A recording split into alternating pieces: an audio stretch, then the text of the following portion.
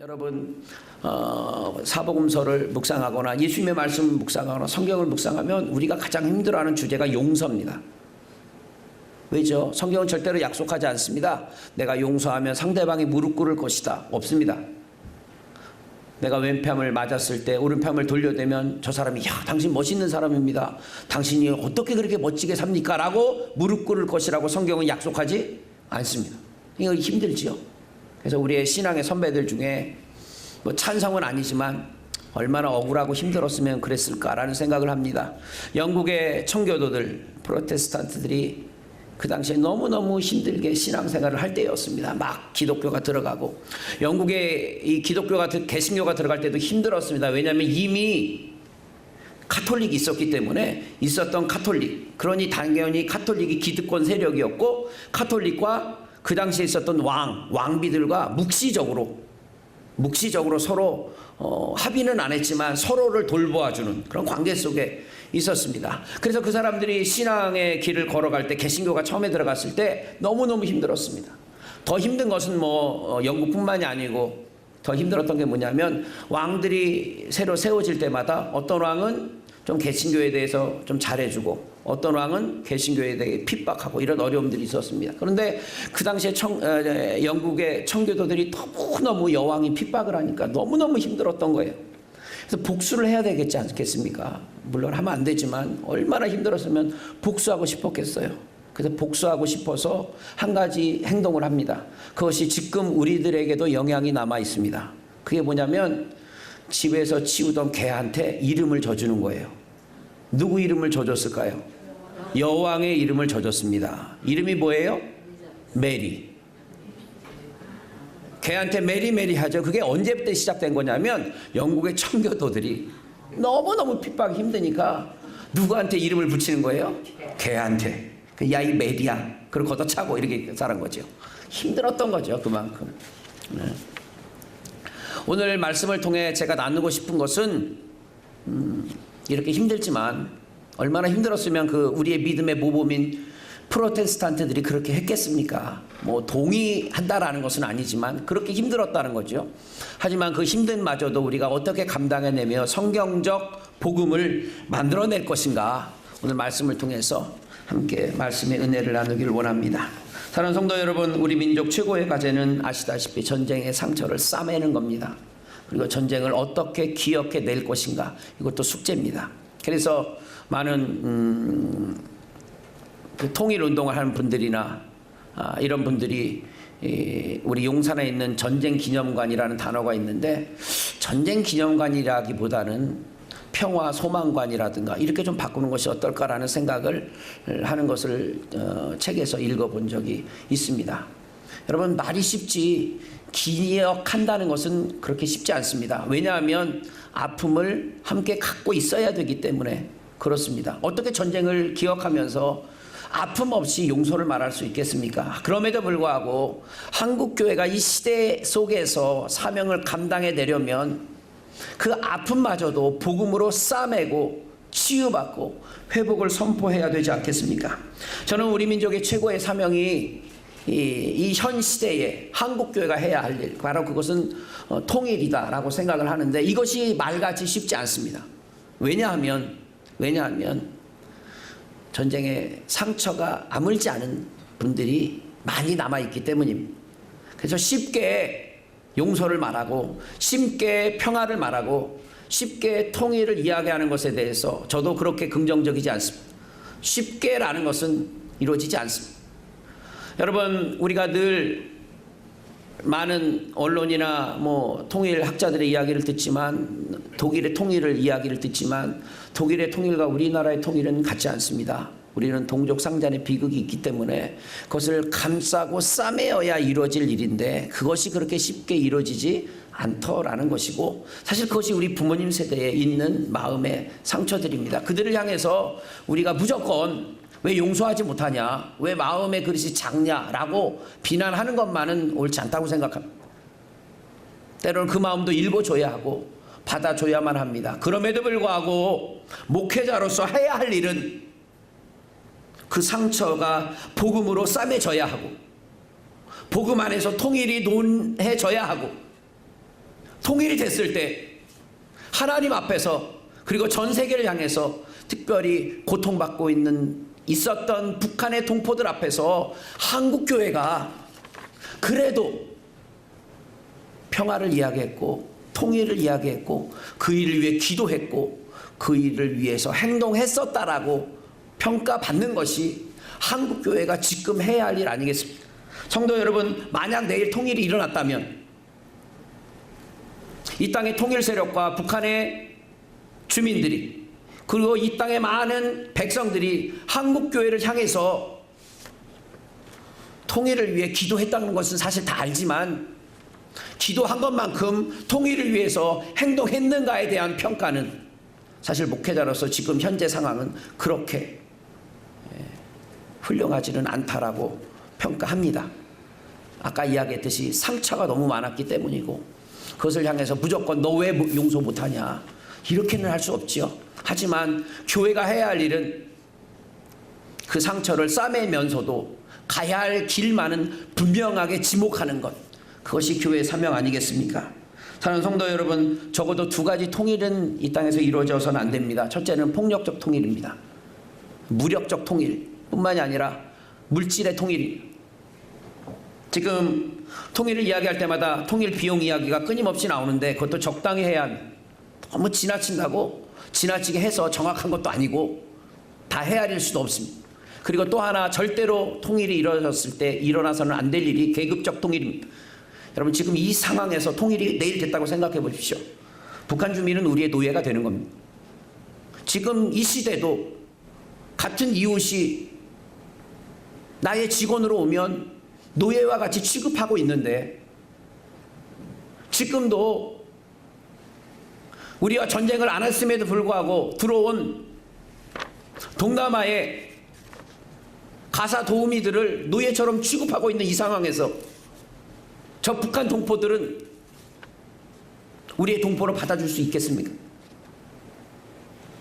사랑하는 성도 여러분, 복음은 이 두 가지를 막아내야 하는 것이고 이 일을 위해 해야 할 지금의 사명은 무엇이냐면 그 통일을 향해서 오늘 우리 안에 일어나고 있는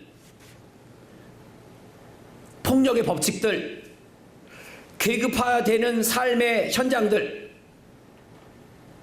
물질 만능주의의 모습들을 한국교회가 거부하고 새로운 믿음으로 나아가야 바로 그것이 통일을 준비하는 것이다 라고 저는 생각합니다. 오늘 우리의 삶에 이런 일들을 막아내야 하지요. 성도 여러분, 작년인가 재작년에 있었던 일이 있지요. 어느 기독교인 장군 가정이 공관병을 이렇게 잘 대하지 못했던 모습들이 있지 않았습니까? 아시다시피 그 장군이나 그 사모도 다 중직자들입니다. 제가 안타깝게 생각하는 것은 수원에 있는 어느 큰 교회 목사님이 그 일이 일어나자 설교 시간에 이렇게 설교를 했습니다. 언론에 나왔으니까 뭐 말씀드려도 되겠죠. 뭐라고 말했냐면, 그래도 일반 병사보다 공관병이 훨씬 편하니 그 정도 대우받는 건 괜찮은 것은 아닌가, 이렇게 설교를 하는 거예요. 물론 어떻게 보면 일반 병사보다 공관병이 편할 수 있습니다. 하지만 복음은 그렇게 설명해서는 안 되는 거 아닙니까? 참 샬롬은 기독교의 몫입니다. 기독교의 몫이란 용서와 화해를 통하여 이 땅에 하나님이 원하시는 용서와 공의를 만들어가는 겁니다. 복음 통일이란 무엇입니까? 복음 통일이란 북한에 올라가 교회 짓는 게 아닙니다. 복음 통일이란 한국교회가 상처받은 우리의 어른들의 마음을 먼저 어루만지고 싸매서 그 상처를 먼저 해결하는 것이 복음 통일의 선제 조건입니다. 아무리 북한이 변화돼도 우리가 복음으로 준비되어 있지 않고 오늘 용서와 화해를 못 만들어 가고 있다면 교회가 오히려 분열을 조장하고 교회가 갈등을 조장하고 교회가 복음을 그릇되게 한다면 그것은 교회가 잘못된 길로 가는 것 아니겠습니까? 사랑하는 성도 여러분, 그 길에 한국교회가 올바른 삶의 모습을 가져야 합니다.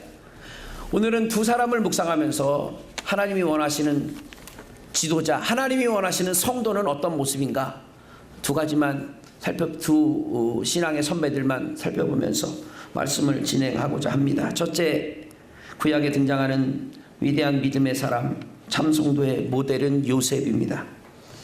요셉은 믿음의 모델입니다. 요셉은 그 믿음의 길을 잘 감당해내었습니다. 여러분, 요셉이 왜 하나님께 쓰임받습니까? 하나입니다. 그것은 하나님의 마음에 합했기 때문이고, 하나님의 마음에 합한 이유가 무엇이냐면 하나님의 용서의 법칙을 끝까지 따라갔기 때문입니다.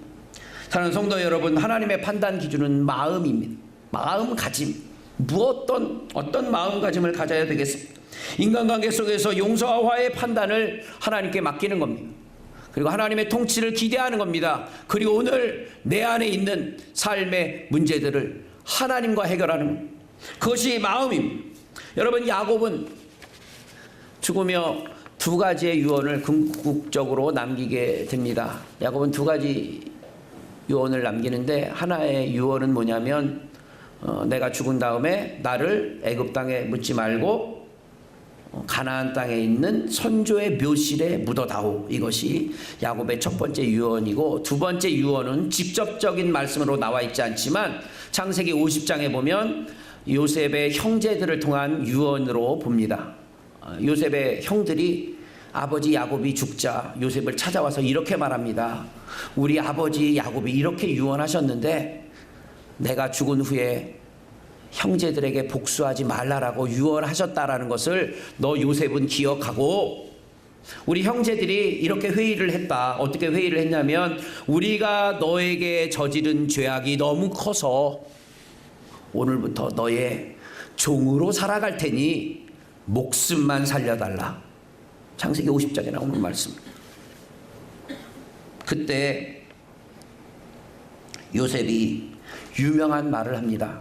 그것이 창세기 50장에 있는 말씀인데 19절과 20절에 보시면 두 말을 합니다. 19절에 보면 내가 하나님을 대신하리이까. 이 말은 뭐냐면 나는 복수의 자격이 없습니다.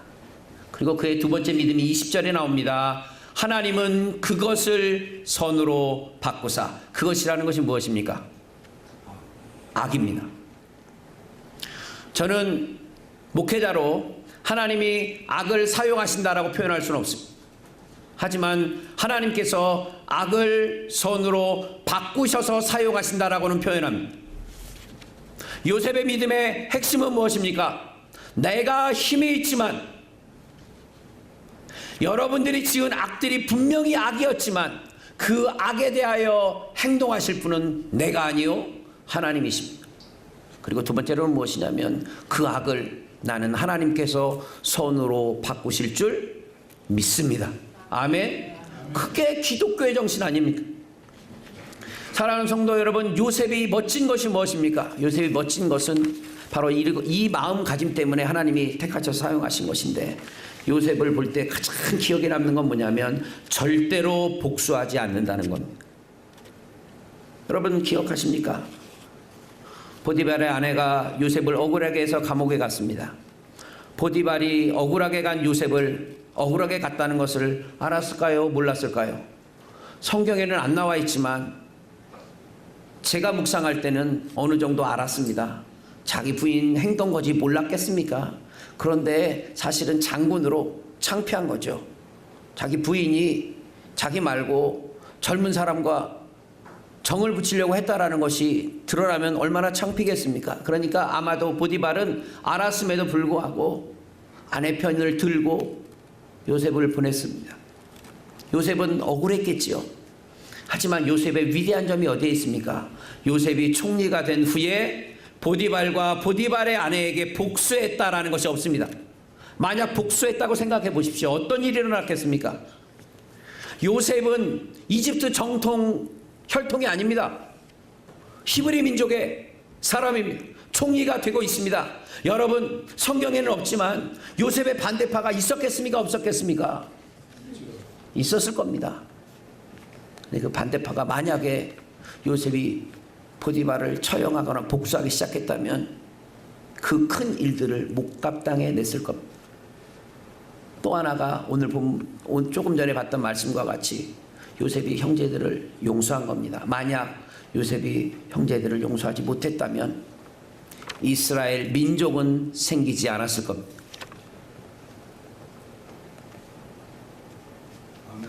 함께 나누기를 원하는 두 번째 사람은 다윗입니다. 오늘 본문에 나오는 이야기인데 다윗의 위대한 점이 어디 있습니까? 바로 요셉과 똑같은 말을 하는 겁니다. 사랑하는 성도 여러분, 다윗은 힘들었습니다. 어려운 삶을 살았습니다. 다윗의 특징을 보십시오. 다윗의 특징은요, 사무엘상을 보면 또 큰 특징이 하나 있습니다. 그 특징이 뭐냐면 다윗은 용맹했다는 겁니다. 사무엘상 17장, 18장들을 보면 다윗의 용맹이 나옵니다. 블레셋 장수 골리앗 앞에 씩씩하게 나갑니다. 그리고 나갈 때 큰 소리칩니다. 나에게 맡긴 양들을 지키기 위해서 내가 맹수와도 싸웠습니다. 여러분, 말이 쉽지 맹수하고 싸우는 게 얼마나 큰 일입니까?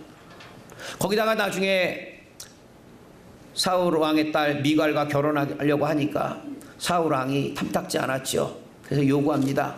블레셋 사람들 죽여야 된다. 그래서 다윗이 블레셋 사람 200명을 죽였다. 이런 성경이 나와 있습니다. 용맹입니다. 용장. 그런데 다윗은 이상하게도 사울 왕 앞에만 서면 칼을 내려놓고 수금을 잡습니다. 그리고 사울 왕이 칼을 던지면 그냥 피합니다. 그리고 도망만 다닙니다. 절대로 복수를 계획하지 않습니다. 여러분, 사울 왕의 위대한 점이 어디에 있습니까? 다윗 왕의 위대한 점이 어디에 있습니까? 다윗 왕의 위대한 점은 절대로 사울 왕과 그의 식구들에게 절대로 복수하지 않았다는 겁니다. 여러분, 사울 왕 다음이 다윗 왕인데 실질적으로는 중간에 사울 왕 아들이 잠깐 나오지요. 그래서 또 따져보면 다윗 왕이 세 번째 왕이 됩니다. 그런데 중요한 것이 뭐냐면 다윗 왕의 입장에서는 너무너무 힘든 자리입니다. 왜죠? 어떻게 됐든 본인이 사울 왕을 죽이면 영원히 역사에 쿠데타 세력으로 남는 겁니다. 영원히 역사에 쿠데타 세력으로 남습니다. 우리나라에서도 아시다시피 단종을 물리치고 왕이 됐던 세조가 있지요. 세조가 왕으로 즉위한 후에 왕권 강화를 하고 상당히 정치적으로는 잘했습니다. 근데 왕권을 강화할 수밖에 없었습니다. 왜냐하면 조선시대의 왕의 최고로 힘든 것이 무엇이냐면 왕이 될 때 명분이 있느냐는 겁니다. 그런데 조카 단종을 쫓아내고 왕이 됐으니 힘들었죠. 그러니까 왕권을 강화했습니다. 그래서 아시다시피 세조는 정치적으로는 상당히 정치를 잘했음에도 불구하고 아직까지도 쿠데타 세력으로 평가받습니다. 만약 다윗이 사울 왕뿐만이 아니라 사울 왕의 자녀들과 안 좋은 관계에 있었다면 그가 왕이 된 후에 그는 아마 사울 왕 지파인 베냐민 지파와 갈등을 이룰 수밖에 없었고, 베냐민 지파가 그 당시에 최고의 힘이 있었던 지파였습니다. 그 베냐민 지파와 분쟁이 일어나면 통일 다윗 왕국은 생길 수 없었습니다. 그래서 위대한 모습이 나타나는 겁니다. 누가 고마운 거냐? 요나단이 고마운 거예요. 요나단이 다윗의 친구가 되어줬다라는 것은 사실 그 다음에 왕은 누굽니까? 요나단이 돼야 되는 거죠. 근데 요나단이 다윗에게 명분을 준 겁니다. 또 하나의 명분이 뭐냐면 사울왕의 딸 미갈과 결혼했다는 겁니다. 명분이죠. 근데 성경을 자세히 보시면 알겠지만 다윗 왕이 미갈을 처음에는 좋아했지만 후반에는 좋아하지 않습니다. 그래서 나중에 미갈을 데려오지만 미갈과 절대로 동침하지 않습니다. 그래서 미갈을 통해서는 어떤 아이도 낳지 않습니다, 다윗이. 근데 미갈을 왜 데려왔을까요? 미운데도 하나입니다. 생명을 지키기 위해서 데려온 겁니다. 사랑하는 성도 여러분, 다윗 왕이 다윗이 될 수 있었던 이유가 어디에 있냐면 하나님의 최종 시험에 합격했기 때문입니다. 하나님의 최종 시험이 뭐냐면 사울 왕을 죽을 기회가 있음에도 불구하고 죽이느냐 죽이지 않느냐를 보라본 거죠. 그래서 사울 왕을 죽일 기회를 한 번 주시지 않습니다. 하나님은 두 번이나 줍니다. 왜요? 2번이나 시험한 겁니다. 너의 진짜 마음을 보여달라는 거예요. 여러분 성경을 자세히 보시면 다윗은 절대로 사울 왕이 죽는 것을 싫어하진 않습니다.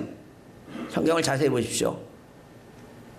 다윗은 사울 왕이 죽는 것을 싫어하지 않습니다.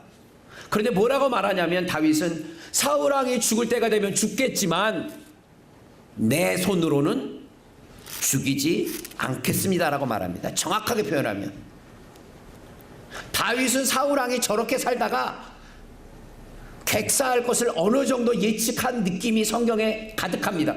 하지만 그는 말할 때 뭐라고 말하냐면 그럼에도 불구하고 내 손으로 사울 왕은 죽이지 않겠습니다. 그때 사울 왕이 이런 말을 하는데 그것이 오늘 본문입니다. 오늘 본문 보십시오. 19절과 20절입니다. 보십시오. 사울이 말하지만 사실 이 말은 하나님이 해주시는 말입니다. 19절에 보면 뭐라고 되어 있습니까? 내게 행한 일로 말미암아 내게 선으로 갚으실 것이다. 내가 나를 죽일 기회가 2번이나 있었는데 내가 나를 죽이지 않은 이 선 때문에 하나님께서 너에게 선으로 갚으실 것이다. 그 다음에 더 다윗에게 솔깃한 말을 사울 왕이 합니다. 20절입니다. 20절을 가보겠습니다. 이런 말을 합니다. 보라, 나는 내가 반드시 왕이 될 것을 알고 이스라엘 나라가 내 손에 견고히 설 것을 아노니. 누가 이 말하는 겁니까? 지금 누가 왕입니까? 사울입니다. 왕이 그렇게 말하는 겁니다. 무엇을 보고? 죽을 기회를 포기한 다윗을 보고. 사랑하는 성도 여러분, 이럼에도 불구하고 다윗이 안타까운 결정을 내린 역사가 후에 나옵니다. 그 역사가 무엇이냐면 그 초심을 지켰어야 되는데 사실 다윗이 지키지 못한 겁니다. 그것이 무엇이냐면 아들 암놈을 누가 죽이냐면 압살롬이 죽입니다. 그리고 압살롬을 죽이고 압살롬이 도망 다니니까 다윗의 참모들이 왕이여 압살롬 데려오셔야 됩니다. 그리고 데려옵니다. 그런데 데려는 왔지만 용서는 안 했어요. 그래서 압살롬을 데려오고도 다윗이 압살롬과 만나지 않습니다. 그때 압살롬이 악한 심정이 나서 나중에 다윗을 배반하고 다윗이 그것 때문에 왕이 된 후에 도망자의 자리에 다시 한번 서게 되는 안타까운 역사를 갖게 됩니다. 동시에 다윗은 이 여정 중에 옳은 선택을 할 때가 여러 번 있었지만 가장 큰 선택이 무엇이었냐면 다윗이 도망가 다니고 있는데 나발이라는 사람이 저주를 합니다. 그래서 다윗이 화가 납니다. 그래서 군대를 몰고 나봇을 죽이러 갑니다. 그때 나봇의 아내 아비가일이 다윗에게 와 무릎 꿇으며 이렇게 말합니다. 왕이여, 다윗 당신 잘 생각하시오. 당신이 만약 오늘 내 남편 나봇을 복수한다면 당신은 하나님의 뜻을 어기게 되는 것이고 당신은 그때부터 그릇된 길을 걷게 되는 겁니다. 그 말을 듣고 다윗이 포기합니다.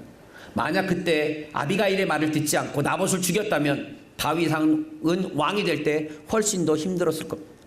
나중에도 동일한 사건이 나옵니다.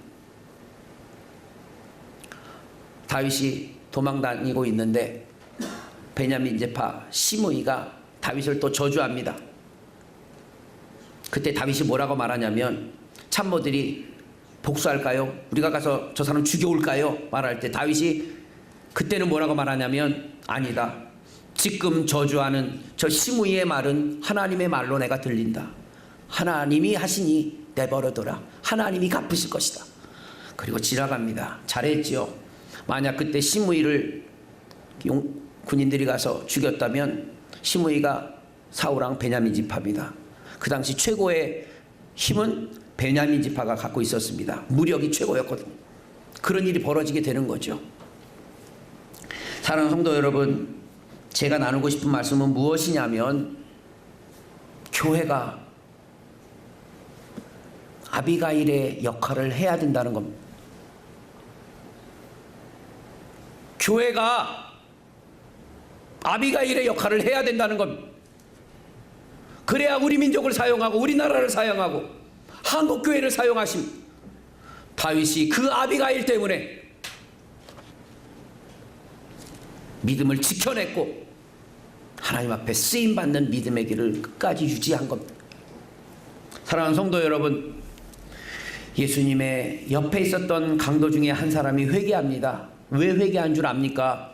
하나님이 천군 천사를 동원해서 예수님을 구원하는 모습을 보고 회개한 것이 아니라 그 강도가 회개한 이유는 딱 하나입니다.